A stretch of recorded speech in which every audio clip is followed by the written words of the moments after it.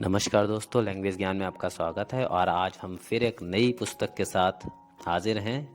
आज की हमारी बुक का नाम है विवेकानंद जी के संस्मरण। इसमें जो लोगों ने उनके साथ समय बिताया है, उनके साथ जो उनकी स्मृतियां हैं, उन्होंने इसमें लिखी हैं इस पुस्तक में, जिसमें करीब 5 विषय हैं स्वामी जी के बारे में, और जो जो लोग हैं उन्होंने उसको लिखा है।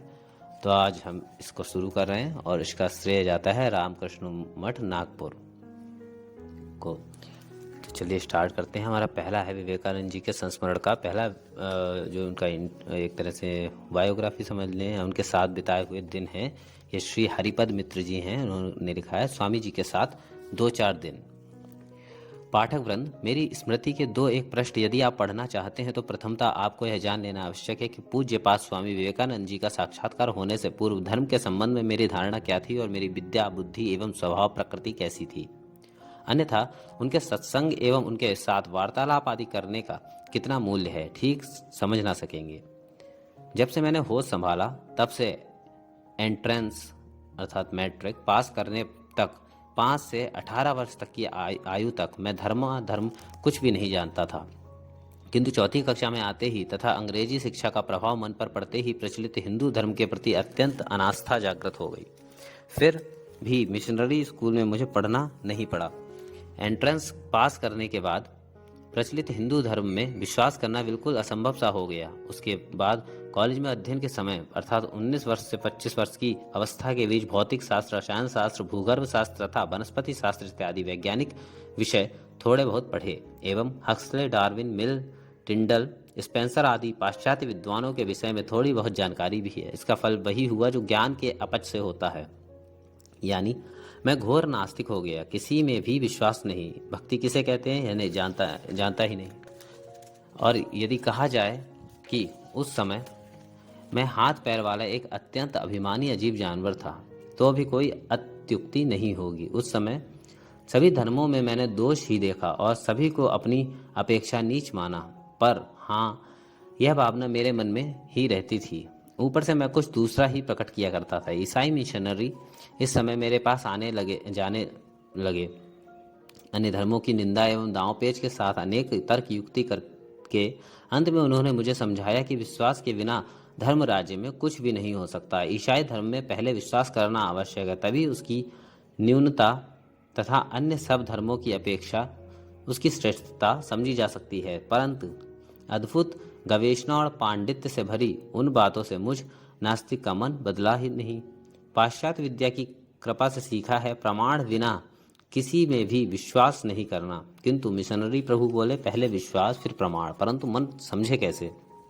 अतएव वे अपनी बातों में किसी भी तरह मेरा विश्वास पैदा नहीं कर सके। तब उन्होंने कहा, मनोयोग पूर्व समस्त बाइबल पढ़ना आवश्यक है, तभी विश्वास होगा। अच्छा, वैसा ही किया। दैवयोग के फादर रिविंगटन, रेवरेंड लेटवार्ग, गोरे और बोमेंट आदि बहुत से विद्वान निष्प्रह और वास्तविक भक्त मिशनरियों से भी भेंट हुई, किंतु किसी भी तरह ईसाई धर्म में विश्वास उत्पन्न नहीं हुआ। उनमें से कुछ ने मुझसे यह भी कहा, तुम्हारी बहुत उन्नति हो गई है, ईसा के धर्म में विश्वास भी हो गया, किंतु जाति जाने के भय से ईसाई नहीं हो रहे हो। उन लोगों की उस बात का फल यह हुआ कि क्रमशः मुझे अविश्वास के ऊपर भी संदेह होने लगा। अंत में यह निश्चय हुआ कि वे मेरे 10 प्रश्नों के उत्तर देंगे और प्रत्येक प्रश्न के यथोचित समाधान के बाद मेरे हस्ताक्षर लेंगे। इस तरह 10वें प्रश्न के उत्तर में मेरे हस्ताक्षर होंगे, तभी मेरी हार होगी और वे मुझे बपतिस्मा देंगे, अर्थात अपने धर्म में अभिषिक्त कर लेंगे। पर 3 से अधिक प्रश्नों के समाधान के पहले ही कॉलेज छोड़कर मैंने संसार में प्रवेश किया। संसार में प्रवेश करने के बाद भी सभी धर्मों के ग्रंथों को पढ़ता रहा। कभी चर्च में, कभी ब्रह्म मंदिर में, तो कभी मंदिर में जाया करता था, किंतु कौन सा धर्म सत्य है, कौन सा असत्य, कौन सा अच्छा है, कौन सा बुरा, कुछ भी समझ ना आया। अंत में मेरी धारणा हो गई कि परलोक या आत्मा के संबंध में कोई भी नहीं जानता। परलोक है या नहीं, आत्मा मरणशील है अथवा अमर, इन सब बातों का ज्ञान किसी को भी नहीं है। तथापि धर्म जो भी हो उसमें दृढ़ विश्वास कर लेने पर इस जीवन में बहुत कुछ सुख शांति रहती हो, और वह विश्वास मनुष्य के अभ्यास से ही दृढ़ होता है। तर्क विचार अथवा बुद्धि के द्वारा धर्म का सत्यासत्य समझने के लिए किसी में भी क्षमता नहीं। भाग्य अनुकूल था, अधिक वेतन की नौकरी भी मिली। उस समय मुझे रुपए पैसों की कमी ना थी, 10 लोगों में प्रतिष्ठा भी थी। सुखी होने के लिए साधारण मनुष्य को जो जो आवश्यक होता है उस सब का भी कोई अभाव ना था। किंतु यह सब होने पर भी मन में सुख शांति का उदय नहीं हुआ। किसी एक बात का अभाव मन में सर्वदा ही खटकता रहता था। इस प्रकार दिन पर दिन और वर्ष पर वर्ष बीतने लगे। बेलगांव 18 अक्टूबर 1892 मंगलवार। संध्या हुए लगभग 2 घंटे हुए हैं।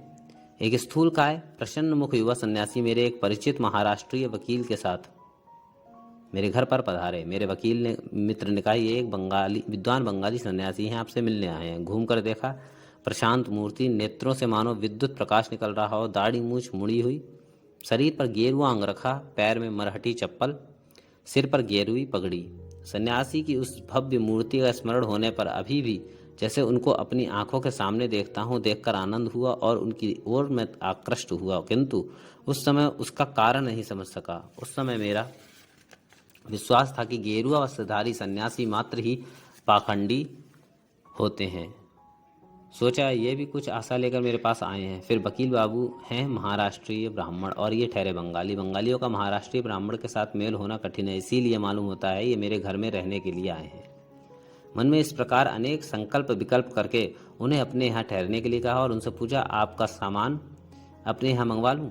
उन्होंने कहा, मैं वकील बाबू के यहाँ अच्छी तरह से हूँ और बंगाली देखकर यदि उनके यहाँ से मैं चला आऊँ तो उनके मन में दुख होगा, क्योंकि वे सभी लोग बड़ी भक्ति और स्नेह करते हैं। अतः ठहराने के विषय में पीछे विचार किया जाएगा। उस रात कोई अधिक बातचीत न हो सकी, किंतु उन्होंने जो कुछ 2-4 बातें कही उसी से अच्छी तरह समझ गया कि वे मेरी अपेक्षा 1000 गुना अधिक विद्वान और बुद्धिमान हैं।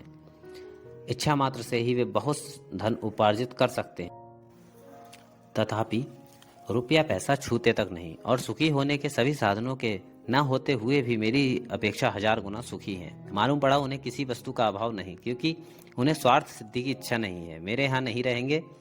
यह जानकर मैंने फिर कहा, यदि चाय पीने में कोई आपत्ति ना हो तो कल प्रातःकाल मेरे साथ चाय पीजिए, मुझे बड़ी प्रसन्नता होगी। उन्होंने आना स्वीकार किया और वकील बाबू के साथ उनके घर लौट गए। रात में उनके विषय में बड़ी देर तक सोचता रहा। मन में आया, ऐसे निष्प्रह चिर सुखी, सदा संतुष्ट, प्रफुल्ल मुख पुरुष तो कभी देखे नहीं। मन में सोचा करता था, जिसके पास पैसा नहीं उसका मर जाना अच्छा। जगत में वास्तविक निष्प्रह सन्यासी का होना संभव है, किंतु इतने दिनों बाद उस विश्वास में संदेह ने घर कर उसे शिथिल कर दिया। दूसरे दिन 19 अक्टूबर 1892 ईस्वी प्रातःकाल 6 बजे उठकर स्वामी जी की प्रतीक्षा करने लगा। देखते देखते 8 बज गए, किंतु स्वामी जी नहीं दिखाई पड़े। अंत में अधीर होकर मैं अपने एक मित्र को साथ ले स्वामी जी के वास स्थान की ओर चल पड़ा। वहां जाकर देखता हूँ एक महासभा जुटी हुई है। स्वामी जी बैठे हैं और उनके समीप अनेक प्रतिष्ठित वकील तथा विद्वान लोग बैठे हैं। उनके साथ बातचीत हो रही है। स्वामी जी किसी को अंग्रेजी में, किसी को संस्कृत में और किसी को हिंदी में उनके प्रश्नों का उत्तर तुरंत बिना समय लिए ही दे रहे हैं। मेरे समान कोई हक्सले के दर्शन को प्रामाणिक मानकर उसके आधार पर स्वामी जी के साथ तर्क करने को उद्यत है, किंतु वे किसी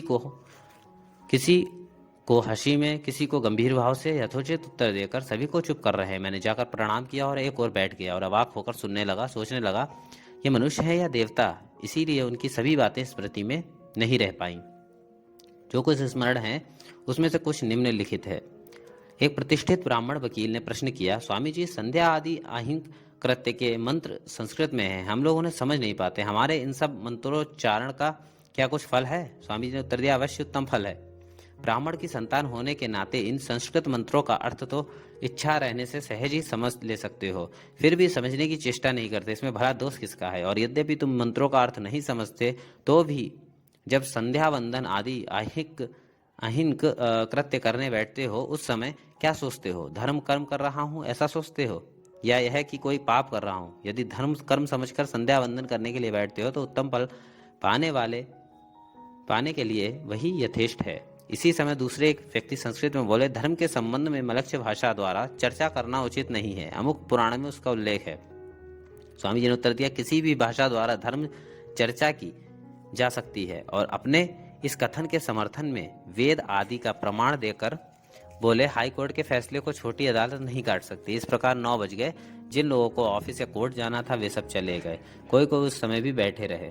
स्वामी जी की दृष्टि मेरे ऊपर पड़ते ही उन्हें पूर्व दिवस की चाय पीने के लिए जाने की बात याद आ गई। वे बोले, बच्चा, बहुतों का मन दुखाकर नहीं जा सकता था, कुछ बुरा मत मानना। बाद में मैंने उनसे अपने निवास स्थान पर रहने के लिए विशेष अनुरोध किया। इस पर वे बोले, मैं जिनका अतिथि हूँ उन्हें यदि मना लो तो मैं तुम्हारे ही पास रहने को प्रस्तुत हूँ। वकील महाशय को समझा बुझाकर स्वामी जी को साथ ले अपने स्थान पर आया। उनके साथ एक कमंडलू और गेरुए वस्त्र में लपेटी हुई एक पुस्तक, बस इतना ही सामान था। स्वामी जी उस समय फ्रांस देश के संगीत के संबंध में एक पुस्तक का अध्ययन कर रहे थे। घर पर आकर लगभग 10 बजे चाय पानी हुआ। इसके बाद ही स्वामी जी ने एक गिलास ठंडा जल भी मंगवा कर पिया। यह देखकर कि मुझे अपने मन की कठिन समस्याओं के बारे में पूछने का साहस नहीं हो रहा, उन्होंने स्वयं ही मुझसे 2-1 बातें की और उसी से उन्होंने मेरी विद्या बुद्धि को नाप लिया। इसके कुछ समय पहले टाइम्स नामक समाचार पत्र में किसी व्यक्ति ने एक सुंदर कविता लिखी थी, जिसका भाव था, ईश्वर क्या है, कौन सा धर्म सत्य है, आदि तत्वों को समझना अत्यंत कठिन है। वह कविता मेरे तत्कालीन धर्म विश्वास के साथ खूब मिलती थी, इसलिए मैंने उसे यत्नपूर्वक रख लिया था। उसी कविता को उन्हें पढ़ने के लिए दिया। पढ़कर वे बोले, यह व्यक्ति तो भ्रांति में पड़ा है। मेरा भी क्रमशः साहस बढ़ने लगा। ईश्वर एक ही साथ न्यायवान और दयामय नहीं हो सकता। इस तर्क की मीमांसा ईसाई मिशनरियों से नहीं हो सकी थी। मैंने मन में सोचा, इस समस्या को स्वामी जी भी नहीं सुलझा सकते। मैंने यह प्रश्न स्वामी जी के से पूछा। वे बोले, तुमने तो विज्ञान का यथेष्ट अध्ययन किया है। क्या प्रत्येक जड़ पदार्थ में केंद्र से दूर जाने वाली तथा केंद्र की ओर आने वाली ये 2 विरुद्ध शक्तियां कार्य नहीं करती हैं? यदि 2 विरुद्ध शक्तियों का जड़ पदार्थ में रहना संभव है तो दया और न्याय, ये दोनों विरुद्ध होते हुए भी क्या ईश्वर में नहीं रह सकते? मैं इतना ही कह सकता हूँ कि अपने ईश्वर के संबंध में तुम्हारा ज्ञान नहीं के बराबर है। मैं तो निशब्द हो गया। मैंने फिर पूछा, मुझे पूर्ण विश्वास है कि सत्य निरपेक्ष है। सभी धर्म एक ही समय कभी सत्य नहीं हो सकते। उन्होंने उत्तर दिया, हम लोग किसी विषय में जो कुछ भी सत्य के नाम से जानते हैं या कालांतर में जानेंगे, वे सभी सापेक्ष सत्य हैं। निरपेक्ष सत्य की धारणा तो हमारी सीमाबद्ध मन बुद्धि के द्वारा असंभव है। इसीलिए सत्य निरपेक्ष होता हुआ भी विभिन्न मन बुद्धि के निकट विभिन्न रूपों में प्रकाशित होता है। सत्य के वे विभिन्न रूप या भाव उस नित्य निरपेक्ष सत्य का अवलंबन करके ही प्रकाशित होते हैं। इसलिए वे सब एक ही प्रकार या एक ही श्रेणी के हैं। जिस तरह दूर और पास के फोटोग्राफ लेने पर एक ही सूर्य का चित्र अनेक प्रकार से दिख पड़ता है और ऐसा मालूम होता है कि प्रत्येक चित्र भिन्न भिन्न सूर्य का है, उसी तरह सापेक्ष सत्य के विषय में भी समझना चाहिए। सभी सापेक्ष सत्य निरपेक्ष सत्य के साथ ठीक इसी रीति से संबद्ध हैं। अतः प्रत्येक सापेक्ष सत्य या धर्म उसी नित्य निरपेक्ष सत्य का आभास होने के कारण सत्य है। विश्वास ही धर्म का मूल है। मेरे इस कथन पर स्वामी जी ने मुस्कुरा कर कहा, राजा होने पर फिर खाने पीने का कष्ट नहीं रहता, किंतु राजा होना ही तो कठिन है। क्या विश्वास कभी जोर जबरदस्ती करने से होता है? बिना अनुभव के ठीक ठाक विश्वास होना असंभव है। किसी प्रसंग में उनको साधु कहने पर उन्होंने उत्तर दिया, हम लोग क्या साधु हैं? ऐसे अनेक साधु हैं जिनके दर्शन या स्पर्श मात्र से ही दिव्य ज्ञान का उदय होता है। सन्यासी इस प्रकार आलसी होकर क्यों समय बिताते हैं? दूसरों की सहायता के ऊपर क्यों निर्भर रहते हैं और समाज के लिए कोई हितकर काम क्यों नहीं करते? इन सब प्रश्नों के उत्तर में स्वामी जी बोले, अच्छा बताओ तो भला, तुम इतने कष्ट से अर्थोपार्जन कर रहे हो, उसका बहुत थोड़ा सा अंश अब केवल अपने लिए व्यय करते हो, शेष में से कुछ अंश दूसरों के लिए जिन्हें तुम अपना समझते हो व्यय करते हो। वे लोग उसके लिए ना तुम्हारा उपकार मानते हैं और ना उनके लिए जितना व्यय करते हो उससे संतुष्ट ही होते हैं। रकम तुम कौड़ी कौड़ी जोड़े जा रहे हो। तुम्हारे मर जाने पर कोई दूसरा भोग करेगा और हो सकता है यह कहकर गाली भी दे कि तुम अधिक रुपया नहीं रख गए। ऐसा तो गया गुजरा तुम्हारा हाल है। और मैं तो वैसा कुछ भी नहीं करता। भूख लगने पर पेट पर हाथ रखकर हाथ को मुंह के पास ले जाकर दिखला देता हूँ, जो पाता हूँ खा लेता हूँ, कुछ भी कष्ट नहीं उठाता, कुछ भी संग्रह नहीं करता। हम दोनों में बुद्धिमान कौन है, तुम या मैं? मैं तो सुनकर अवाक रह गया। इससे पहले मैंने अपने सामने किसी को भी इस प्रकार स्पष्ट रूप से बोलने का साहस करते नहीं देखा था। आहार आदि करके कुछ विश्राम कर चुकने के बाद फिर उन्हीं वकील महाशय के निवास स्थान पर गए। वहां अनेक प्रकार के वार्तालाप और चर्चा चलने लगी। लगभग 9 बजे रात को स्वामी जी को लेकर मैं अपने निवास स्थान की ओर लौटा। आते आते मैंने कहा, स्वामी जी, आपको आज तर्क वितर्क में बहुत कष्ट हुआ। वे बोले, बच्चा तुम लोग तो ठहरे उपयोगीवादी। यदि मैं चुप होकर बैठा रहूं तो क्या तुम लोग मुझे एक मुट्ठी भी खाने को दोगे? मैं इस प्रकार अनवरत पकता हूँ, लोगों को सुनकर आनंद होता है, इसलिए वे दल के दल आते हैं। किंतु यह जान लो, जो लोग सभा में तर्क वितर्क करते हैं, अनेक प्रश्न पूछते हैं, वे वास्तविक सत्य को समझने की इच्छा से वैसा नहीं करते। मैं भी समझ जाता हूँ कौन किस भाव से क्या कह रहा है और उसे उसी तरह उत्तर देता हूँ। मैंने स्वामी जी से पूछा, अच्छा स्वामी जी, सभी प्रश्नों के इस प्रकार उत्तम उत्तम उत्तर आप तुरंत किस प्रकार से दे लेते हो? ये बोले, ये सब प्रश्न तुम्हारे लिए नवीन हैं, किंतु मुझसे तो कितने ही मनुष्य कितनी बार इन प्रश्नों को पूछ चुके हैं और उनका उत्तर कितनी बार दे चुका हूं। रात में भोजन करते समय और भी अनेक बातें उन्होंने कही। पैसा न छूते हुए देश भ्रमण करते करते कहाँ कैसी कैसी घटनाएं हुई हैं, यह सब वर्णन करने लगे। सुनते सुनते मेरे मन में हुआ, आहा, न जाने इन्होंने कितना कष्ट, कितनी विपत्तियां सही हैं, किंतु वे तो सब घटनाओं को इस प्रकार हंसते हंसते सुनाने लगे मानो वे अत्यंत मनोरंजक कहानी हो। कहीं पर उनका 3 दिन तक बिना कुछ खाए रहना, किसी स्थान में मिर्च खाने के कारण पेट में ऐसी जलन होना जो एक कटोरी इमली का पना पीने पर भी शांत नहीं हुई, कहीं पर यहाँ साधु सन्यासियों को स्थान नहीं, इस प्रकार झिड़के जाना, और कहीं खुफिया पुलिस की कड़ी नज़र में रहना, आदि सब घटनाएं जिन्हें सुनकर हमारे शरीर का खून पानी हो जाए, उनके लिए तो मानो एक तमाशा थी। रात अधिक हुई देखकर उनके लिए सोने का प्रबंध कर मैं भी सोने के लिए चला गया, किंतु रात में नींद नहीं आई। सोचने लगा, कैसा आश्चर्य, इतने वर्षों का दृढ़ संदेह और अविश्वास स्वामी जी को देखकर और उनकी 2-4 बातें सुनकर ही दूर हो गया। अब और कुछ पूछने को नहीं रहा। जैसे जैसे दिन बीतने लगे, हमारी ही क्या, हमारे नौकर चाकरों की भी उनके प्रति इतनी श्रद्धा हो गई कि कभी कभी स्वामी जी उन लोगों की सेवा और आग्रह के हमारे परेशान हो उठते थे। 20 अक्टूबर 1892 ईस्वी, सवेरे उठकर स्वामी जी को प्रणाम किया। इस समय साहस कुछ बढ़ गया है, श्रद्धा भक्ति भी हुई है। स्वामी जी भी मुझसे अनेक वन, नदी, अरण्य आदि का विवरण सुनकर संतुष्ट हुए हैं। इस शहर में आज उनका 4था दिन है। 5वें दिन उन्होंने कहा, सन्यासियों को नगर में 3 दिन से और गांव में 1 दिन से अधिक ठहरना उचित नहीं है। मैं अब जल्दी चला जाना चाहता हूं, परंतु मैं किसी प्रकार उनकी व्यवहार मानने को राजी ना था। बिना तर्क द्वारा समझे मैं कैसे मानूं? फिर अनेक वाद विवाद के बाद वे बोले, एक स्थान में अधिक दिन रहने पर माया ममता बढ़ जाती है। हम लोगों ने घर और आत्मीय जनों का परित्याग किया है, अतः जिन बातों से उस प्रकार की माया में मुग्ध होने की संभावना है, उनसे दूर रहना ही हम लोगों के लिए अच्छा है। मैंने कहा, आप कभी भी मुग्ध होने वाले नहीं हैं। अंत में मेरा अतिशय आग्रह देखकर और भी 2-4 दिन ठहरना उन्होंने स्वीकार कर लिया। इस बीच मेरे मन में हुआ, यदि स्वामी जी सर्वसाधारण के लिए व्याख्यान दें तो हम लोग भी उनका व्याख्यान सुनेंगे और दूसरों का भी कल्याण होगा। मैंने इसके लिए बहुत अनुरोध किया, किंतु व्याख्यान देने पर संभव है नाम यश की स्पृहा जग उठे। ऐसा कहकर उन्होंने मेरे अनुरोध को किसी भी तरह नहीं माना, पर उन्होंने यह भी बात मुझे बताई कि उन्हें सभा में प्रश्नों का उत्तर देने में कोई आपत्ति नहीं है। एक दिन बातचीत के सिलसिले में स्वामी जी पिकविक पेपर्स के 2-3 पृष्ठ कंठस्थ बोल गए। मैंने उस पुस्तक को अनेक बार पढ़ा है, समझ गया उन्होंने पुस्तक के किस स्थान से आवृत्ति की है। सुनकर मुझे बहुत आश्चर्य हुआ। सोचने लगा, सन्यासी होकर सामाजिक ग्रंथ में से इन्होंने इतना कैसे कंठस्थ किया? हो न हो इन्होंने पहले इस पुस्तक को अनेक बार पढ़ा है। पूछने पर उन्होंने कहा 2 बार पढ़ा है, एक बार स्कूल में पढ़ने के समय और दूसरी बार आज से 5-6 मास पहले। आश्चर्यचकित होकर मैंने पूछा, फिर आपको किस प्रकार यह स्मरण रहा और हम लोगों को क्यों नहीं रहता? स्वामी जी ने उत्तर दिया, एकाग्र मन से पढ़ना चाहिए और खाद्य के सार भाग द्वारा निर्मित वीर्य का नाश न करके उसका अधिकाधिक परिपचन कर लेना चाहिए। और एक दिन की बात है, स्वामी जी दोपहर में बिछौने पर लेटे हुए एक पुस्तक पढ़ रहे वे। मैं दूसरे कमरे में था। एकाएक स्वामी जी इतने जोर से हंस पड़े कि क्या हो गया।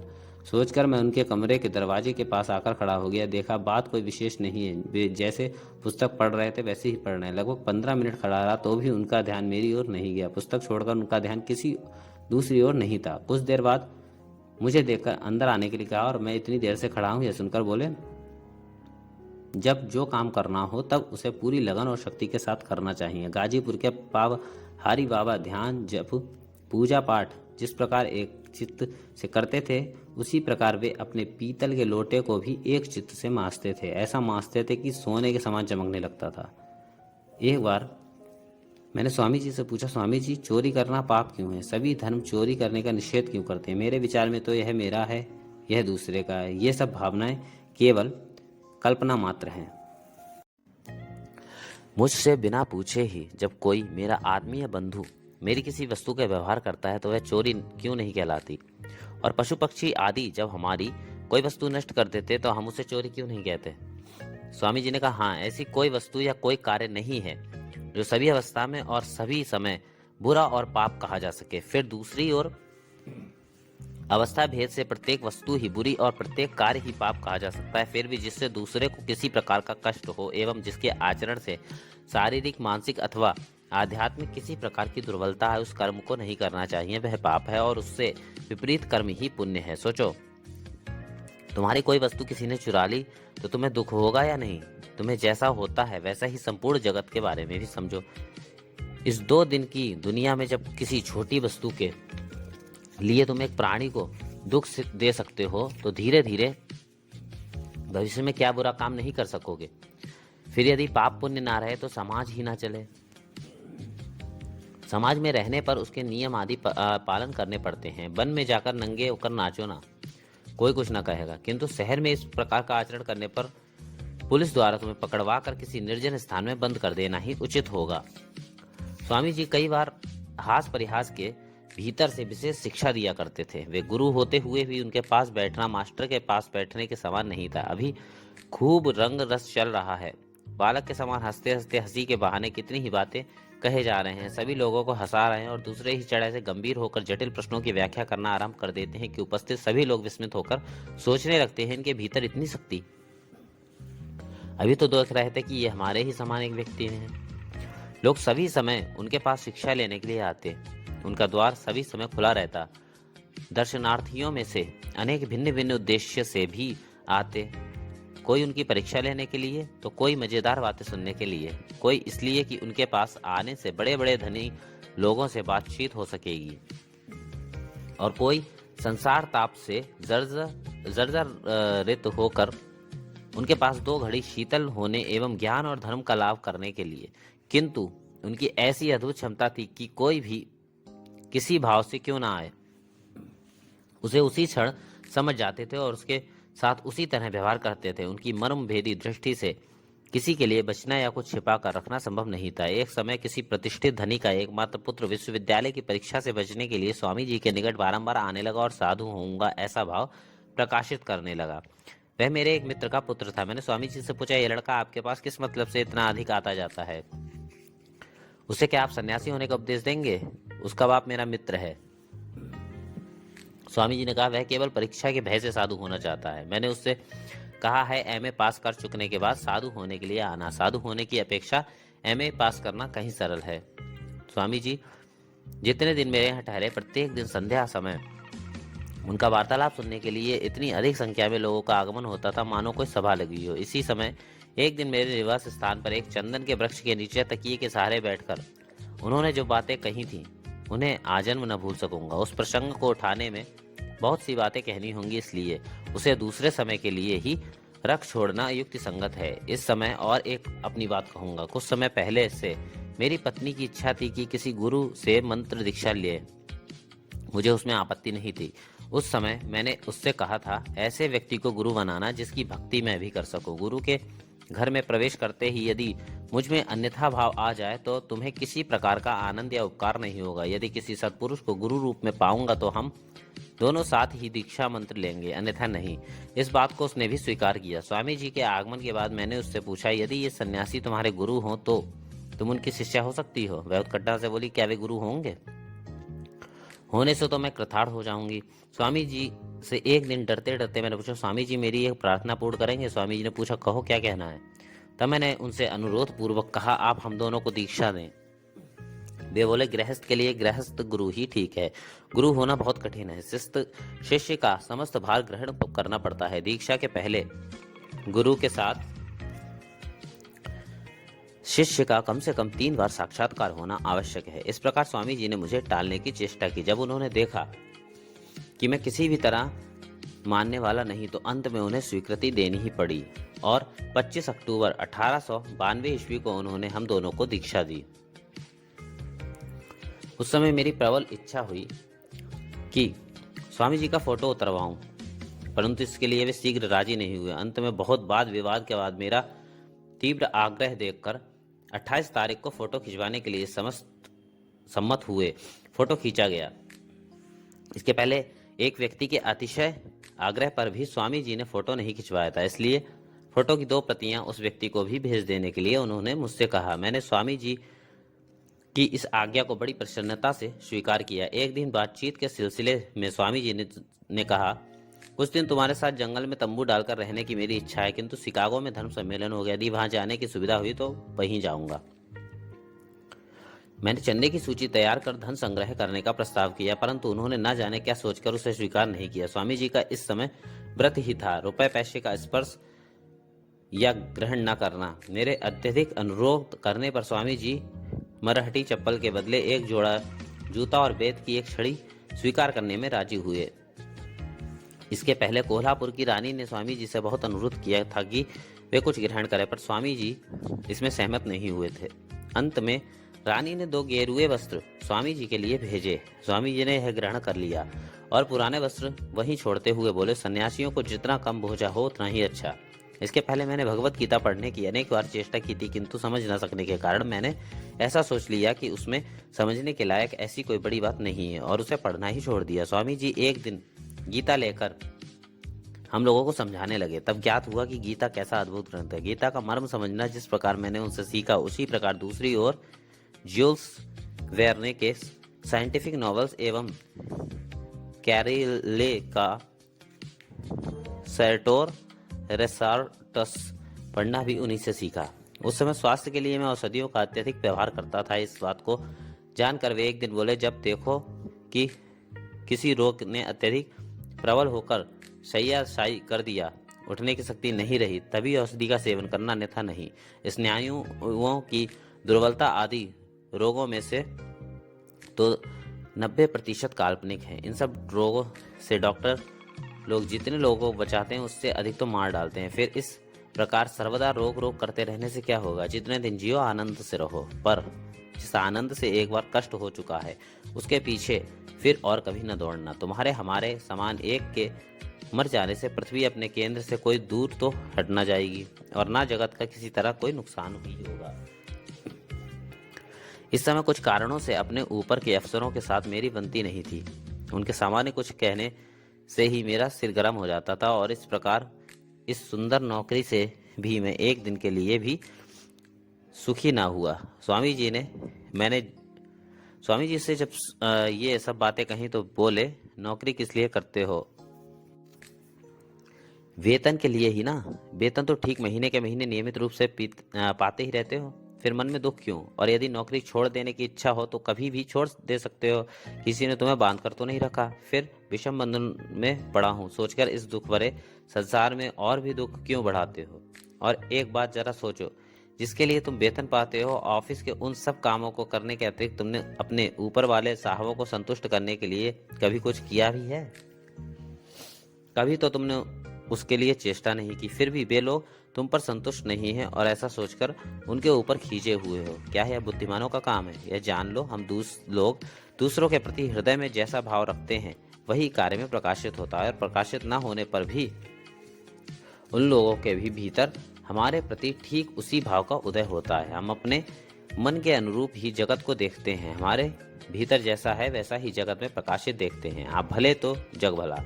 यह उक्ति कितनी सत्य है कोई नहीं समझता। आज से किसी की बुराई एकदम छोड़ देने की चेष्टा करो। देखोगे तुम जितना ही वैसा कर सकोगे उतना ही उनके भीतर का भाव और उनके कार्य पर तक परिवर्तित हो जाएंगे। बस उसी दिन से औषधि सेवन का मेरा पागलपन दूर हो गया और दूसरे के दोष ढूंढने की चेष्टा को त्याग देने के फलस्वरूप क्रमशः मेरे जीवन का एक नया प्रश्न खुल गया है। एक बार स्वामी जी के सामने यह प्रश्न उपस्थित किया गया, अच्छा क्या है और बुरा क्या है? इस पर वे बोले, जो अभिष्ट कार्य का साधन भूत है वही अच्छा है और जो उसका प्रतिरोधक है वही बुरा है। अच्छे बुरे का विचार जगह की ऊंचाई नीचाई के विचार के समान है। तुम जितने ऊपर उठोगे उतने ही वे दोनों एक होते जाएंगे। कहा जाता है चंद्रमा में पहाड़ और समतल दोनों हैं, किंतु हम लोग सब एक देखते हैं। वैसे ही अच्छे बुरे के संबंध में भी समझो। स्वामी जी में यह एक असाधारण शक्ति थी कि कोई चाहे कैसा भी प्रश्न क्यों ना पूछे, तुरंत उनके भीतर से ऐसा समुंदर और उपयुक्त उत्तर आता था कि मन का संदेह एकदम दूर हो जाता था। और एक दिन की बात है, स्वामी जी ने समाचार पत्र में पढ़ा कि अनाहार के चलते कलकत्ते में एक मनुष्य मर गया है। यह समाचार पढ़कर स्वामी जी इतने दुखी हुए कि उसका वर्णन नहीं हो सकता। वे बारंबार कहने लगे, अब तो देश गया। कारण पूछने पर बोले, देखते नहीं, दूसरे देशों में गरीबी की सहायता के लिए poor house, work house, charity fund आदि संस्थाओं के रहने पर भी प्रतिवर्ष सैकड़ों मनुष्य अनाहार की ज्वाला में समाप्त हो जाते हैं। समाचार पत्रों में ऐसा देखने में आता है, पर हमारे देश में एक मुट्ठी भिक्षा की प्रथा होने से अनाहार के कारण लोगों का मरना कभी सुना नहीं गया। मैंने आज पहली बार अखबार में यह समाचार पढ़ा कि दुर्भिक्ष न होते हुए भी कलकत्ता जैसे शहर में अन्न के बिना मनुष्य मरे। अंग्रेजी शिक्षा की कृपा से मैं भिखारियों को 2-4 पैसे देना अपव्यय समझता था। सोचता था, इस प्रकार जो कुछ थोड़ा सा दान किया जाता है उससे उनका कोई उपकार तो होता नहीं, अपितु बिना श्रम बिना परिश्रम से पैसा पाकर उसे शराब गांजा आदि में खर्च कर वे और भी अधपतित हो जाते हैं। लाभ इतना ही है कि दाता का व्यर्थ खर्च कुछ बढ़ जाता है। इसलिए सोचता था, बहुत लोगों को थोड़ा थोड़ा देने की अपेक्षा एक को अधिक देना अच्छा है। स्वामी जी से इस विषय में जब मैंने पूछा तो वे बोले, भिखारी के आने पर यदि शक्ति हो तो कुछ देना ही अच्छा है। दोगे तो केवल 1-2 पैसे, उसके लिए वह किसमें खर्च करेगा, सद्व्यय होगा या अव्यय। ये सब बातें लेकर माथापच्ची करने की क्या आवश्यकता। और यदि सचमुच ही वह उस पैसे को गांजे में उड़ा देता हो तो भी उसे देने से समाज का लाभ ही है, नुकसान नहीं। क्योंकि तुम्हारे समान लोग यदि दया करके उसे कुछ न दें तो वह तुम लोगों के पास से चोरी करके लेगा। वैसा ना कर वह जो पैसे मांगकर गांजा पीकर चुप होकर रहता है, वह क्या तुम लोगों का ही लाभ नहीं है। अतएव इस प्रकार के दान में भी लोगों का उपकार ही है, अपकार नहीं। मैंने पहले से ही स्वामी जी को बाल्य विवाह के बिल्कुल विरुद्ध देखा है।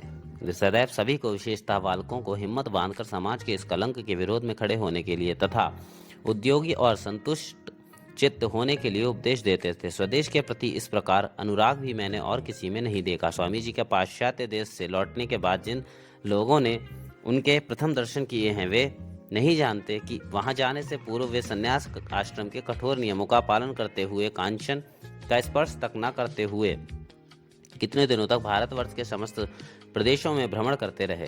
किसी के एक बार ऐसा कहने पर कि उनके समान शक्तिमान पुरुष के लिए नियम आदि का इतना बंधन आवश्यक नहीं है, वे बोले, देखो मन बड़ा पागल है, बड़ा उन्मत्त है, कभी भी शांत नहीं रहता, थोड़ा मौका पाते ही अपने रास्ते खींच लेता है। इसलिए सभी को निर्धारित नियमों के भीतर रहना आवश्यक है। सन्यासी को भी मन पर अधिकार रखने के लिए नियम के अनुसार चलना पड़ता है। सभी मन में सोचते हैं कि मन के ऊपर उनका पूरा अधिकार है। वे तो जानबूझकर कभी कभी मन की थोड़ी छूट दे देते हैं, किंतु मन पर किसका कितना अधिकार हुआ है वह एक बार ध्यान करने के लिए बैठते ही मालूम हो जाता है।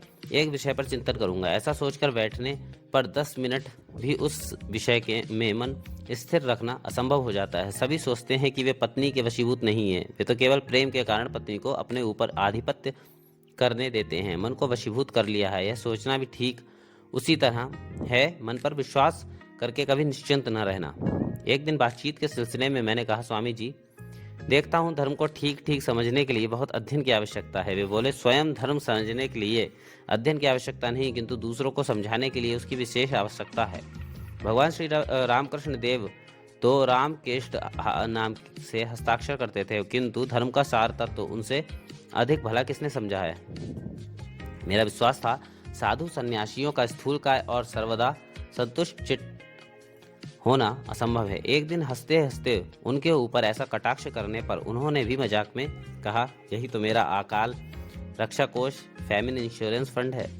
यदि मैं 5-7 दिन तक भोजन ना पाऊं तो भी मेरी चर्बी मुझे जीवित रखेगी। तुम लोग तो एक दिन ना खाने से ही चारों ओर अंधकार देखने लगोगे। जो धर्म मनुष्य को सुखी नहीं बनाता वह वास्तविक धर्म है ही नहीं, उसे मंदाग्नि प्रसूत रोग विशेष समझो। स्वामी जी संगीत विद्या के विशेष पारदर्शी थे। एक दिन एक गाना भी उन्होंने प्रारंभ किया था, किंतु मैं संगीत में औरंगजेब था, फिर मुझे सुनने का अवसर भी कहाँ। उनके वार्तालाप ने ही हम लोगों को मोहित कर लिया था। आधुनिक पाश्चात्य विज्ञान के सभी विभाग जैसे रसायन शास्त्र, भौतिक शास्त्र, भूगर्भ शास्त्र, ज्योतिष शास्त्र, मिश्र गणित आदि पर उनका विशेष अधिकार था एवं उन विषयों से संबद्ध सभी प्रश्नों को वे बड़ी सरल भाषा में 2-4 बातों में ही समझा देते थे। फिर पाश्चात्य विज्ञान की सहायता एवं दृष्टांत से धर्म विषयक तथ्यों को विशद रूप से समझाने तथा यह दिखाने में कि धर्म और विज्ञान का एक ही लक्ष्य है, एक ही दिशा में गति है, उनकी क्षमता अद्वितीय थी। लाल मिर्च, काली मिर्च आदि तीखे पदार्थ उन्हें बड़े प्रिय थे। इसका कारण पूछने पर उन्होंने एक दिन कहा, पर्यटन काल में सन्यासियों को देश विदेश में अनेक प्रकार का दूषित जल पीना पड़ता है, स्वास्थ्य के लिए हानिकारक होता है। इस दोष को दूर करने के लिए उनमें से बहुत से गांजा, चरस आदि मादक द्रव्य पीते हैं। मैं भी इसीलिए इतनी मिर्च खाता हूँ। खेतड़ी के राजा, कोल्हापुर के छत्रपति एवं दक्षिण के अनेक राजा उन पर विशेष भक्ति करते थे। उनका भी उन लोगों पर बड़ा प्रेम था। असाधारण त्यागी होकर राजे राजवाड़ों के साथ इतनी घनिष्ठता वे क्यों रखते हैं, यह बात बहुतों की समझ में नहीं आती थी। कोई निर्बोध तो इस बात को लेकर उनके ऊपर आक्षेप करने में भी नहीं चूकते थे। इसका कारण पूछने पर एक दिन उन्होंने कहा, जरा सोचो तो देखो, हजार निर्धन लोगों को उपदेश देने और सत्कार्य के अनुष्ठान में तत्पर कराने से जो कार्य होगा उसकी अपेक्षा एक राजा को इस दिशा में ला सकने पर कितना अधिक कार्य हो जाएगा। निर्धन प्रजा के इच्छा करने पर भी सत्कार्य करने की क्षमता उनके पास कहाँ, किंतु राजा के हाथ में सहस्रों प्रजानन के मंगल विधान की क्षमता पहले से ही है, केवल उसे करने की इच्छा भर नहीं है। वह इच्छा यदि उसके भीतर किसी प्रकार जागृत कर सकूं तो ऐसा होने पर उनके साथ साथ उनके अधीन सारी प्रजा की अवस्था बदल सकती है और इस प्रकार जगत का कितना अधिक कल्याण हो सकता है।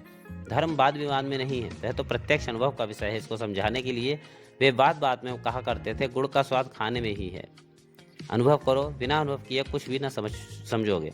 उन्हें ढोंगी सन्यासियों से अत्यंत चिढ़ थी। वे कहते थे, घर में रहकर मन पर अधिकार स्थापित करके फिर बाहर निकलना अच्छा है, नहीं तो नव अनुराग कम होने पर ऐसे सन्यासी प्रायः गांजाखोर सन्यासियों के दल में मिल जाते हैं। मैंने कहा, किंतु घर में रहकर वैसा होना तो अत्यंत कठिन है। सभी प्राणियों को समान दृष्टि से देखना, राग द्वेष का त्याग करना आदि जिन बातों को आप धर्म लाभ में प्रधान सहायक मानते हैं, उनका अनुष्ठान करना यदि मैं आज से ही प्रारंभ कर दूं तो कल से ही मेरे नौकर चाकर और अधीनस्थ कर्मचारीगण, यहाँ तक कि सगे संबंधी लोग भी मुझे एक क्षण भी शांति से न रहने देंगे।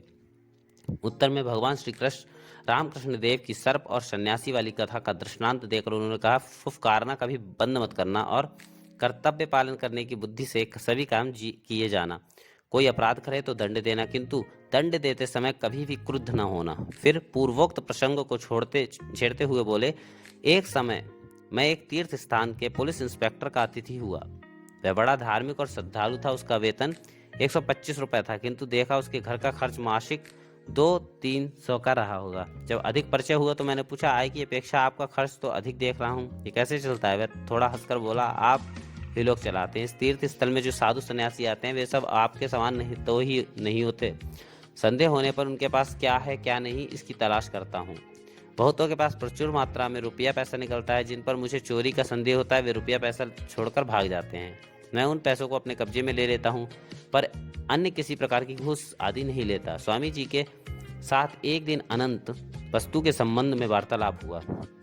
उन्होंने जो बात कही वह बड़ी ही सुंदर एवं सत्य है। वे बोले, दो अनंत पदार्थ कभी नहीं रह सकते। पर मैंने कहा, काल तो अनंत है और देश भी अनंत है। इस पर वे बोले, देश अनंत है यह तो समझा, किंतु काल अनंत है यह नहीं समझा। जो भी हो, एक वस्तु अनंत है यह बात समझ में आती है, किंतु दो वस्तुएं यदि अनंत हों तो कौन कहाँ रहेगी? कुछ और आगे बढ़ो तो देखो, ये काल जो है, देश भी वही है। फिर और अग्रसर होने पर समझोगे सभी वस्तुएं अनंत हैं और वे सभी अनंत वस्तुएं एक हैं, 2 या 10 नहीं। इस प्रकार स्वामी जी के पदार्पण से 26 अक्टूबर तक मेरे निवास स्थान पर आनंद का स्रोत बहता रहा। 27 तारीख को वे बोले, और नहीं ठहरूंगा। रामेश्वर जाने के विचार से बहुत दिन हुए इस ओर निकला हूँ, पर यदि इसी प्रकार चला तो इस जन्म में शायद रामेश्वर पहुंचना ना हो सकेगा। मैं बहुत अनुरोध करके भी उन्हें नहीं रोक सका।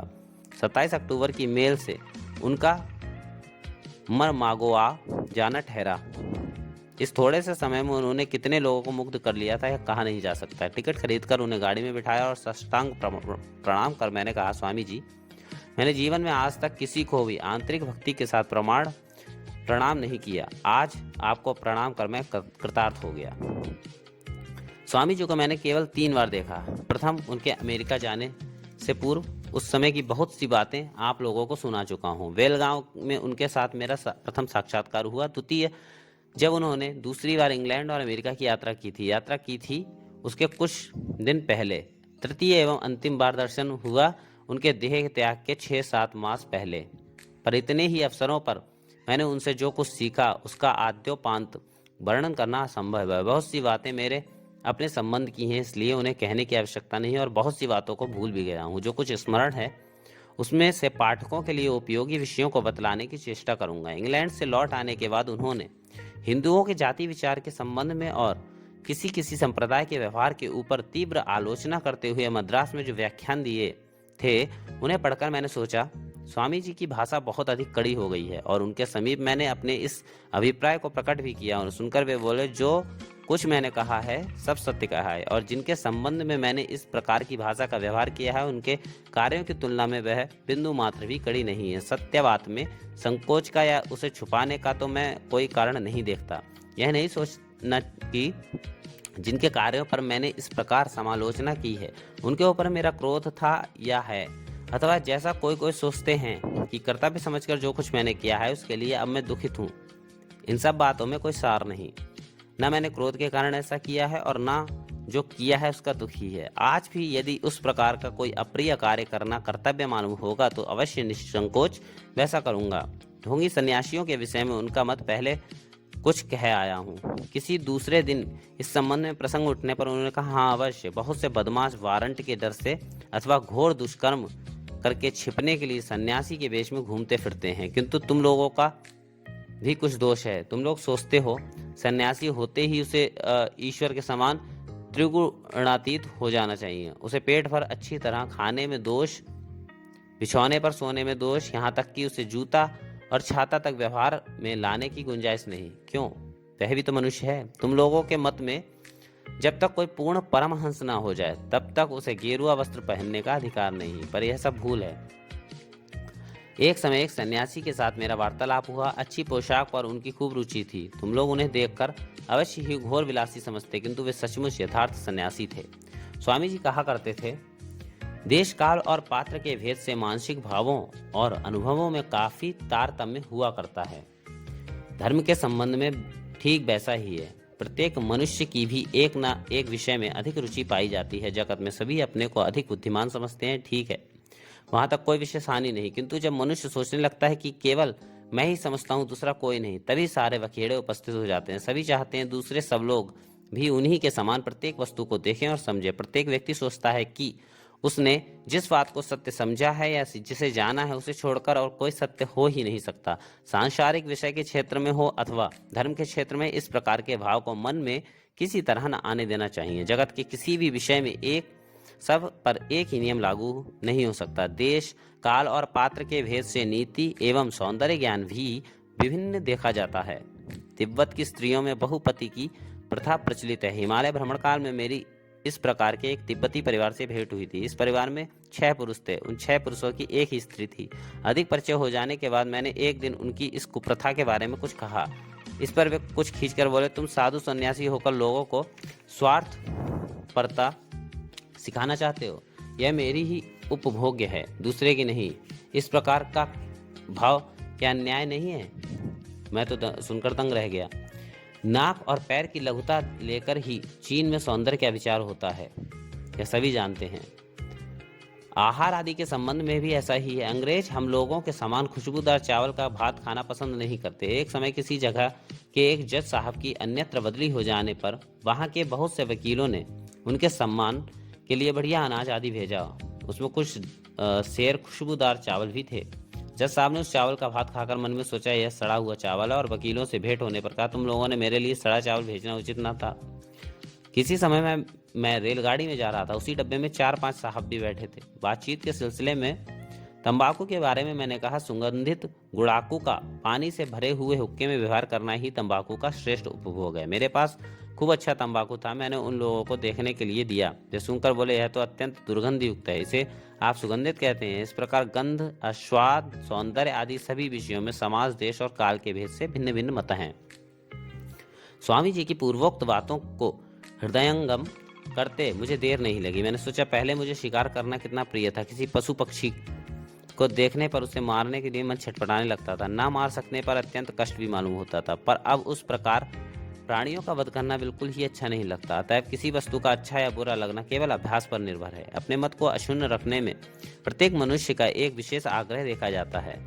धर्म के क्षेत्र में तो उसका विशेष प्रकाश दिखाई देता है। स्वामी जी इस बात में एक कहानी कहा करते थे। एक समय एक छोटे राज्य को जीतने के लिए एक दूसरे राजा ने दलबल के साथ चढ़ाई की। शत्रुओं के हाथ से बचाव कैसे हो इस संबंध में विचार करने के लिए उस राज्य में बड़ी सभा बुलाई गई। सभा में इंजीनियर, बढ़ई, चमार, लोहार, वकील, पुरोहित आदि सभी उपस्थित हुए। इंजीनियर ने कहा, शहर के चारों ओर एक बहुत बड़ी खाई खुदवाइए। बढ़ई बोला, काठ की एक दीवार खड़ी कर दी जाए। चमार बोला, चमड़े के समान मजबूत और कोई चीज है ही नहीं, चमड़े की ही दीवार खड़ी की जाए। लोहार बोला, इस सब की कोई आवश्यकता नहीं है, लोहे की दीवार सबसे अच्छी होगी, उसे भेद कर गोली या गोला नहीं आ सकता।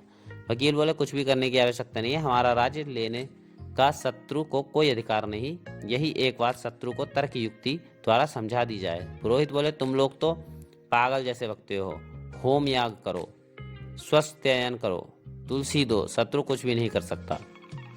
इस प्रकार उन्होंने राज्य बचाने का कोई उपाय निश्चित करने के बदले अपने अपने मत का पक्ष लेकर घोर तर्क वितर्क आरंभ कर दिया। यही है मनुष्य का स्वभाव।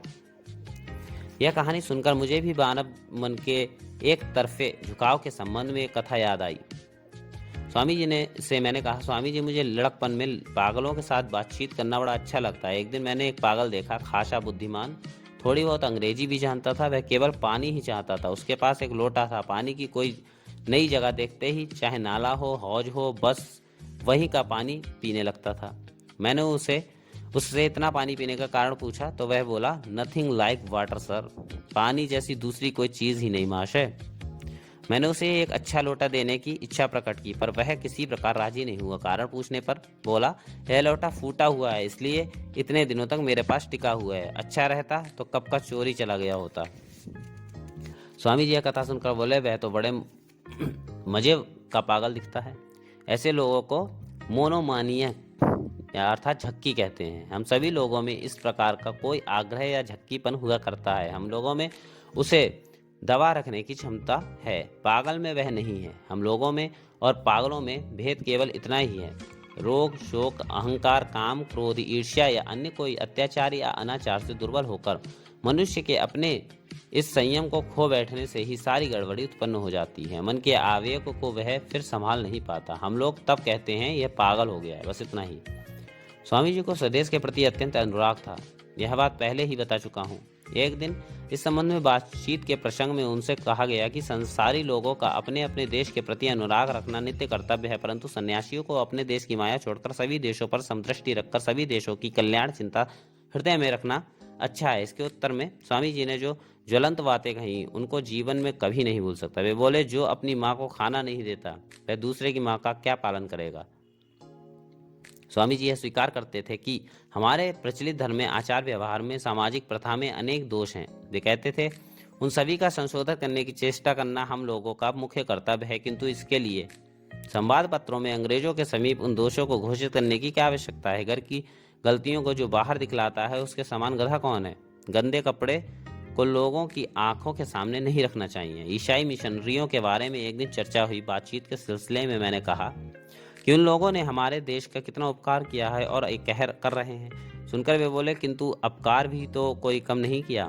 देशवासियों के मन की श्रद्धा को बिल्कुल नष्ट कर देने का अद्भुत प्रबंध उन्होंने कर छोड़ा है। श्रद्धा के साथ साथ मनुष्यत्व का भी नाश हो जाता है। इस बात को क्या कोई समझता है। हमारे देवियों और हमारे धर्म की निंदा किए बिना वे अपने धर्म की श्रेष्ठता क्यों नहीं दिखा पाते।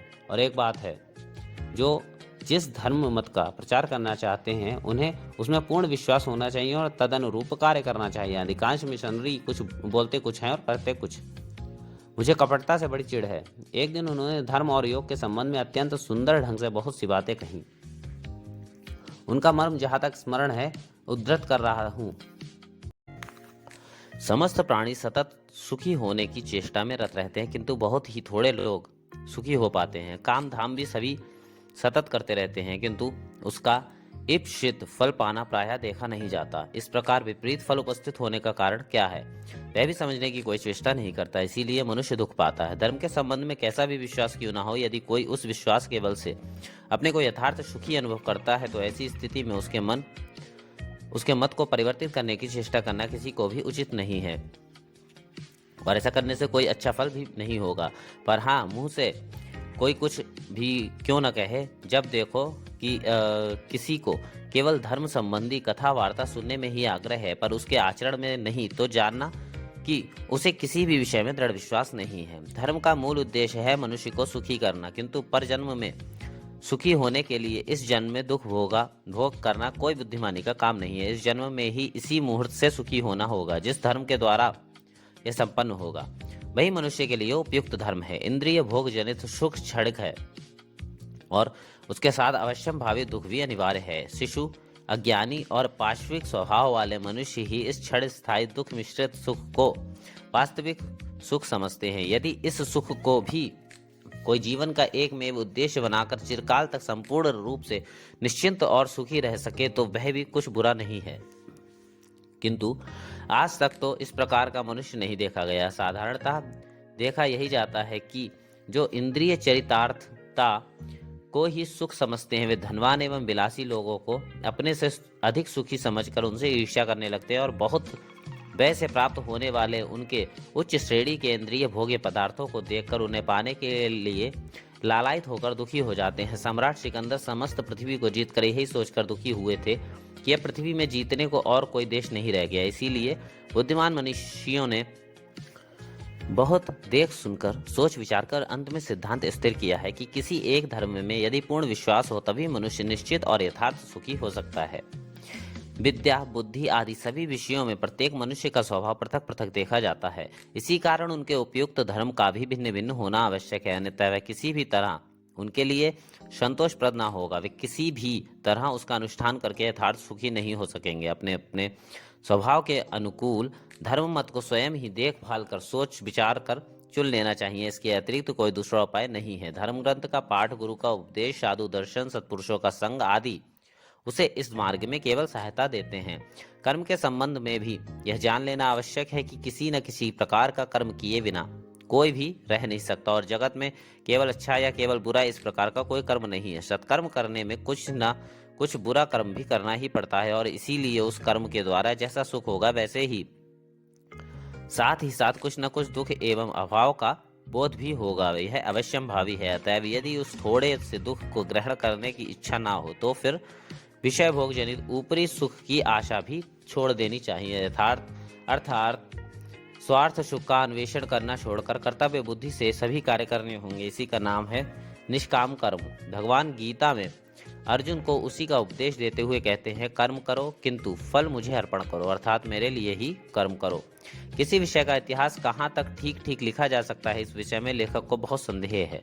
उसके अनेक कारण हैं। गवर्नर जनरल साहब के किसी शहर में पदार्पण से लेकर उस शहर से जाने तक की घटना अपनी आंखों से देखने और बाद में उसी का विवरण प्रसिद्ध संवाद पत्रों में पढ़ने की सुविधा हमारे सदृश लोगों को अधिकतर होती है। आदि से अंत तक हम लोगों को देखी हुई घटनाओं के साथ इन सभी विवरणों की इतनी विभिन्नता देखी जाती है कि विस्मित हो जाना पड़ता है। 4 दिन पहले जो घटना हुई है उसी को लिपिबद्ध करना जब इतना कठिन है तो 400, 4000 अथवा 4 लाख वर्ष पहले जो घटना हुई है उसका इतिहास कहाँ तक ठीक ठीक लिपिबद्ध हुआ है, इसका अनुमान सहज ही किया जा सकता है। और एक बात है, ईसाई मिशनरियों में से बहुत से कहा करते हैं हमारी बाइबल की प्रत्येक घटना जिस वर्ष, जिस महीने, जिस दिन, जिस घंटे और जिस मिनट घटित हुई है वह बिल्कुल सामने घड़ी रखकर लिपिबद्ध की गई है। किंतु एक और conflict between religion and science, धर्म और विज्ञान में संघर्ष आदि पुस्तकों में बाइबल की उत्पत्ति के संबंध में उनके ही देश के आधुनिक पंडितों का विचार पढ़कर बाइबल की ऐतिहासिकता जिस प्रकार अच्छी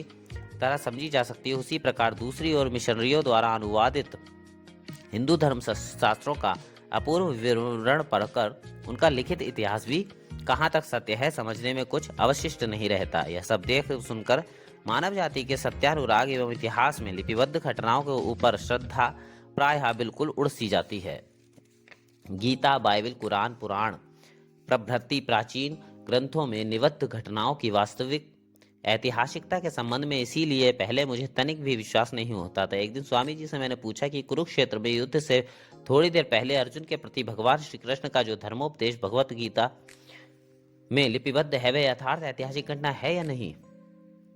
उत्तर में उन्होंने जो कहा वह बड़ा ही सुंदर है। वे बोले, गीता एक अत्यंत प्राचीन ग्रंथ है। प्राचीन काल में इतिहास लिखने अथवा पुस्तक आदि छापने की आजकल के समान इतनी धूमधाम नहीं थी, इसलिए तुम्हारे सदृश लोगों के सामने भगवत गीता का ऐतिहासिकत्व प्रमाणित करना कठिन है। किंतु गीता में उक्त घटना घटी थी या नहीं, इसके लिए तुम लोग जो माथापच्ची करते हो, इसका कोई कारण मुझे नहीं दिखता। यदि कोई अकाट्य प्रमाण से तुम्हें यह समझा सके कि भगवान श्री कृष्ण ने सारथी होकर अर्जुन को गीता का उपदेश दिया था, क्या केवल तभी तुम लोग गीता में वर्णित बातों पर विश्वास करोगे?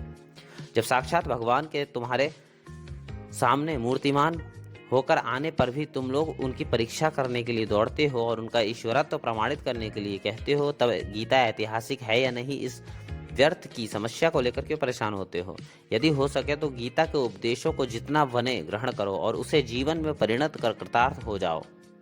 श्री रामकृष्ण देव कहते थे, आम खाओ, पेड़ के पत्ते गिनने से क्या होगा? मेरी राय में धर्मशास्त्र में लिपिबद्ध घटना के ऊपर विश्वास या अविश्वास करना वैयक्तिक अनुभव मेल का विषय है। अर्थात मनुष्य किसी एक विशेष अवस्था में पढ़कर उससे उद्धार पाने की इच्छा से रास्ता ढूंढता है, और धर्मशास्त्र में लिपिबद्ध किसी घटना के साथ उसकी अवस्था का ठीक ठीक मेल होने पर वह उस घटना को ऐतिहासिक कहकर उस पर निश्चित विश्वास करता है तथा धर्म शास्त्रोक्त उस अवस्था के उपयोगी उपायों को भी साग्रह ग्रहण करता है। स्वामी जी ने एक दिन शारीरिक एवं मानसिक शक्ति को अभीष्ट कार्य के लिए संरक्षित रखना प्रत्येक के लिए कहाँ तक कर्तव्य से बड़े सुंदर भाव से समझाते हुए कहा था, अनाधिकार चर्चा अथवा वृथा कार्य में जो शक्ति क्षय करता है, वह अभीष्ट कार्य की सिद्धि के लिए पर्याप्त शक्ति कहाँ से प्राप्त करेगा?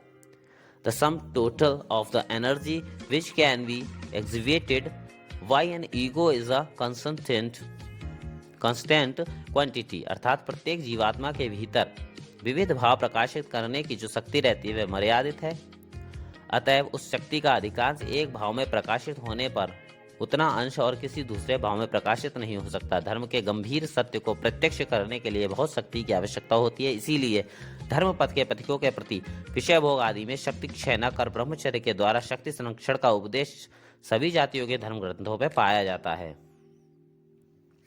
स्वामी जी बंगाल के ग्रामों तथा वहां के लोगों के कई आचरणों पर उनसे संतुष्ट नहीं थे। ग्राम के एक ही तालाब में स्नान, शौच आदि करना एवं उसी का पानी पीना, यह प्रथा उन्हें बिल्कुल पसंद नहीं थी। वे प्रायः कहा करते थे, जिसका मस्तिष्क मलमूत्र से भरा है उन लोगों से आशा भरोसा कहाँ।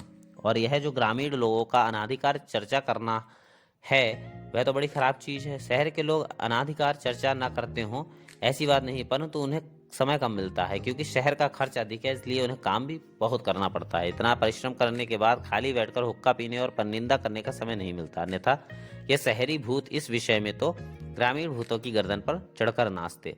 स्वामी जी का प्रत्येक दिन का वार्तालाप यदि संग्रहित होता तो प्रत्येक दिन की बातें एक एक मोटी पुस्तक होती।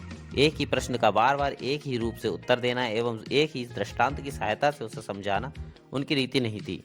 एक ही प्रश्न का उत्तर जितनी बार देते थे उतनी बार नए भाव और नए दृष्टांत के द्वारा इस प्रकार देते थे कि वह सुनने वालों को एकदम नया मालूम होता था और उनकी बाणी सुनते सुनते थकावट आना तो दूर की बात रही, बल्कि और अधिक सुनने का अनुराग उत्तरोत्तर बढ़ता जाता था। व्याख्यान देने की भी उनकी यही शैली थी। पहले से सोचकर व्याख्यान की रूपरेखा को लिखकर वे कभी भी व्याख्यान नहीं देते थे। व्याख्यान प्रारंभ से कुछ देर पहले तक वे हंसी मजाक, साधारण रूप से बातचीत एवं व्याख्यान से बिल्कुल संबंध न रखने वाले विषयों को लेकर भी चर्चा करते रहते थे। व्याख्यान में क्या कहेंगे उन्हें स्वयं नहीं मालूम रहता था। हम लोग जो कुछ दिन उनके संस्पर्श में रहकर धन्य हुए हैं, उन्हीं कुछ दिनों के वार्तालाप का विवरण जहां तक और भी संभव है क्रमशः लिपिबद्ध कर रहा हूं। पहले ही कह चुका हूं कि पाश्चात्य विज्ञान की सहायता से हिंदू धर्म को समझाने एवं विज्ञान और धर्म का सामंजस्य प्रदर्शित करने में स्वामी जी के समान मैंने और कोई नहीं देखा। आज उसी प्रसंग में दो चार बातें लिखने की इच्छा है, किंतु यह जान लेना होगा कि मुझे जहाँ तक स्मरण है उतना ही लिख रहा हूँ। अतएव इसमें यदि कोई भूल रहे तो वह मेरे समझने की भूल है, स्वामी जी की व्याख्या की नहीं। स्वामी जी कहते थे, चेतन अचेतन स्थूल सूक्ष्म सभी एकत्व की ओर दम साध कर दौड़ रहे हैं। पहले मनुष्य ने जिन भिन्न भिन्न पदार्थों को देखा उनमें से प्रत्येक को भिन्न भिन्न समझकर उनको भिन्न भिन्न नाम दिए। बाद में विचार करके समस्त पदार्थ 63 मूल द्रव्यों यानी कि एलिमेंट्स में से उत्पन्न हुए हैं ऐसा निश्चित किया। इन मूल द्रव्यों में अनेक मिश्र द्रव्य यानी कंपाउंड्स हैं, ऐसा इस समय बहुतों को संदेह हो रहा है। और जब रसायन शास्त्र अंतिम मीमांसा पर पहुंचेगा उस समय सभी पदार्थ एक ही पदार्थ की अवस्था भेद मात्र समझे जाएंगे। पहले ताप आलोक और विद्युत को सभी विभिन्न समझते थे। अब प्रमाणित हो गया कि ये सब एक हैं, एक ही शक्ति के अवस्थान्तर मात्र हैं। लोगों ने पहले समस्त पदार्थों को चेतन, अचेतन और उद्भिद इन 3 श्रेणियों में विभक्त किया था। उसके बाद देखा कि उद्भिद में भी दूसरे सभी चेतन प्राणियों के समान प्राण हैं, केवल गगन शक्ति नहीं है, इतना ही। तब बाकी रही 2 श्रेणियां, चेतन और अचेतन। फिर कुछ दिनों बाद देखा जाएगा हम लोग जिन्हें अचेतन कहते हैं उनमें भी थोड़ा बहुत चैतन्य है। यहाँ पर स्पष्ट करते हैं, स्वामी जी ने जिस समय पूर्वोक्त विषयों का प्रतिपादन किया था उस समय विख्यात वैज्ञानिक जगदीश चंद्र बसु द्वारा प्रचारित त्वरित प्रवाह के जड़ पदार्थों का चेतन स्वरूप अपूर्व तत्व प्रकाशित नहीं हुआ था। उसके बाद हुआ है ये। पृथ्वी में जो ऊंची नीची जमीन देखी जाती है वह भी समतल होकर एक रूप में परिणत होने की सतत चेष्टा कर रही है। वर्षा के जल से पर्वत आदि ऊंची जमीन घुल जाने पर उस मिट्टी से गड्ढे भर रहे हैं। एक उष्ण पदार्थ को किसी स्थान में रखने पर वह चारों ओर के द्रव्यों के साथ समान उष्ण भाव धारण करने की चेष्टा करता है। उष्णता शक्ति इस प्रकार संचालन, संवाहन, विकिरण आदि उपायों से सर्वदा संभाव या एकत्व की ओर ही अग्रसर हो रही है। वृक्ष के फूल, फल, पत्ते और उसकी जड़ हम लोगों द्वारा भिन्न भिन्न देखे जाने पर भी वे वस्तुतः सब एक ही हैं। विज्ञान इसे प्रमाणित कर चुका है। त्रिकोण कांच के भीतर से देखने पर सफेद रंग इंद्रधनुष के 7 रंग के समान पृथक पृथक विभक्त दिखाई पड़ता है। खाली आंखों से देखने पर एक ही रंग और लाल या नीले चश्मे से देखने पर सभी कुछ लाल या नीला दिखाई देता है। इसी प्रकार जो सत्य है वह तो एक ही है। माया के द्वारा हम लोगों से पृथक पृथक देखते हैं, बस इतना ही।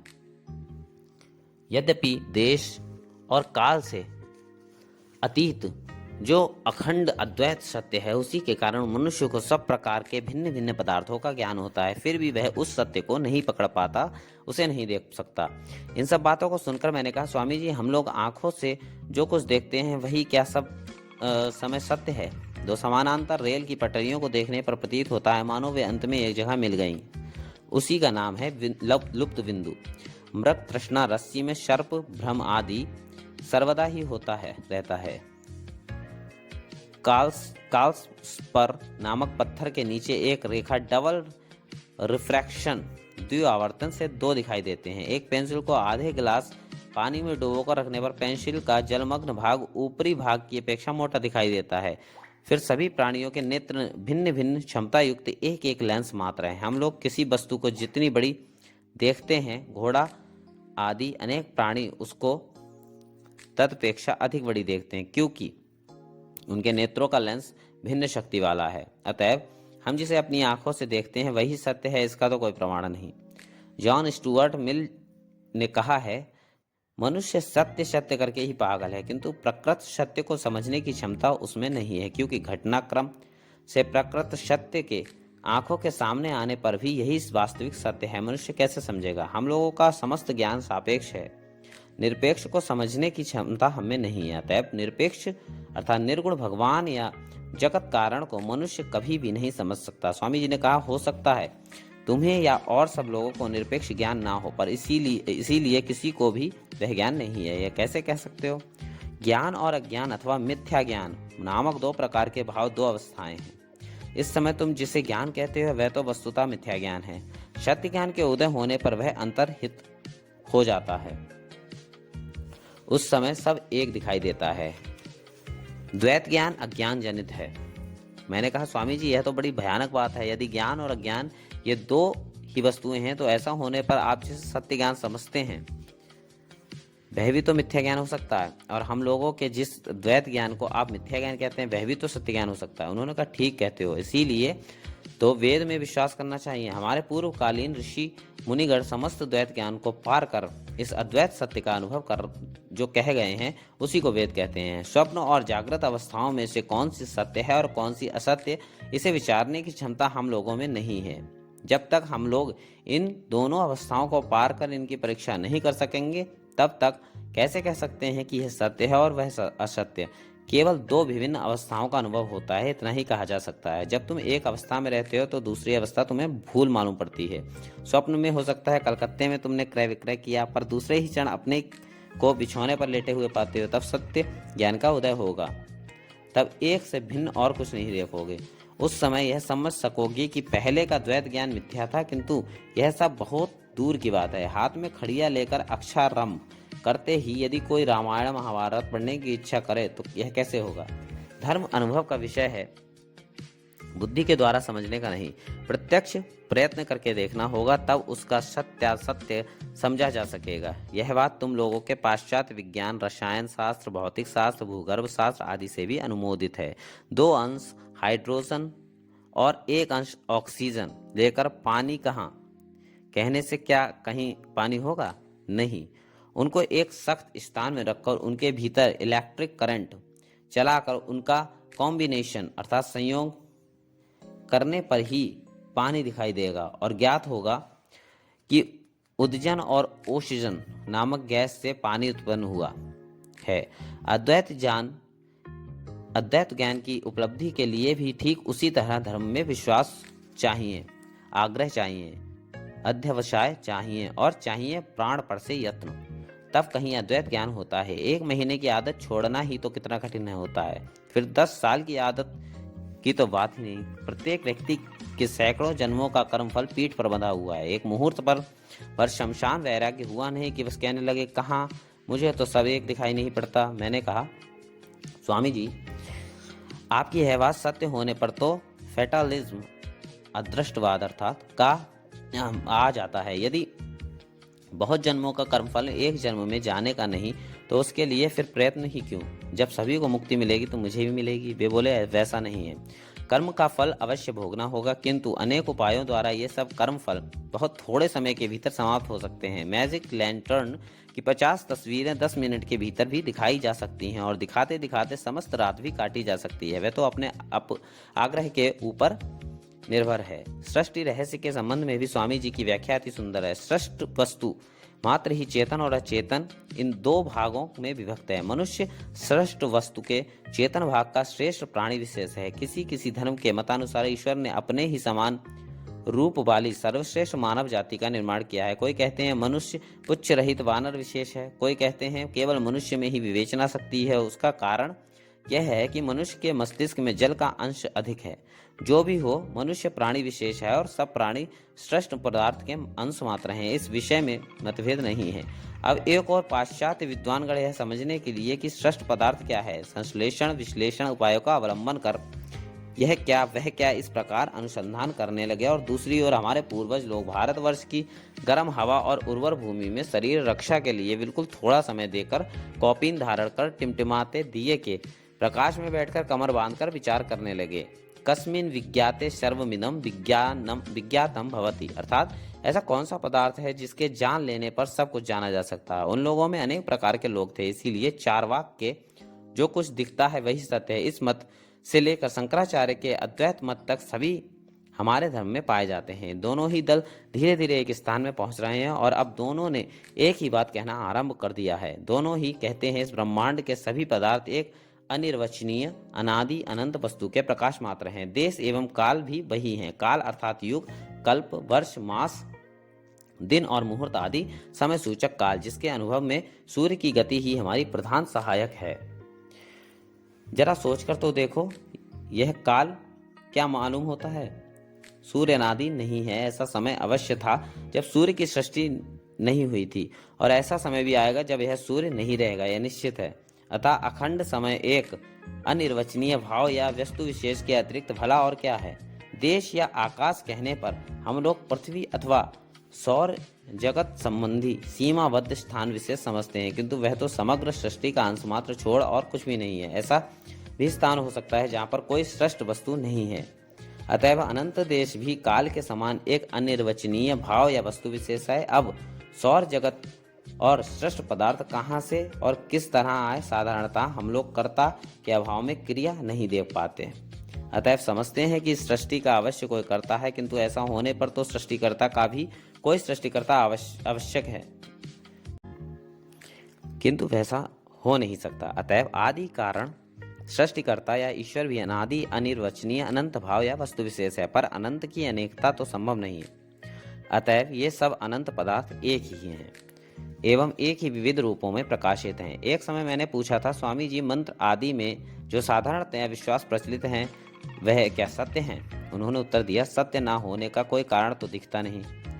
तुमसे कोई यदि करुण स्वर एवं मधुर भाषा में कोई बात पूछे तो तुम संतुष्ट होते हो, पर कठोर स्वर एवं तीखी भाषा में पूछे तो तुम्हें क्रोध आ जाता है। तब फिर भला प्रत्येक भूत के अधिष्ठाता देवता सुललित उत्तम श्लोकों द्वारा क्यों न संतुष्ट होंगे। इन सब बातों को सुनकर मैंने कहा, स्वामी जी, मेरी विद्या बुद्धि की दौड़ को तो आप अच्छी तरह समझ सकते हैं, इस समय मेरा क्या कर्तव्य है आप बतलाने की कृपा करें। स्वामी जी ने कहा, जिस प्रकार भी हो पहले मन को वश में लाने की चेष्टा करो, बाद में सब आप ही हो जाएगा। ध्यान रखो, अद्वैत ज्ञान अत्यंत कठिन है, वही मानव जीवन का चरम उद्देश्य या लक्ष्य है, किंतु उस लक्ष्य तक पहुंचने के पहले अनेक चेष्टा और आयोजन की आवश्यकता होती है। साधु संग और यथार्थ वैराग्य को छोड़ उसके अनुभव का और कोई साधन नहीं।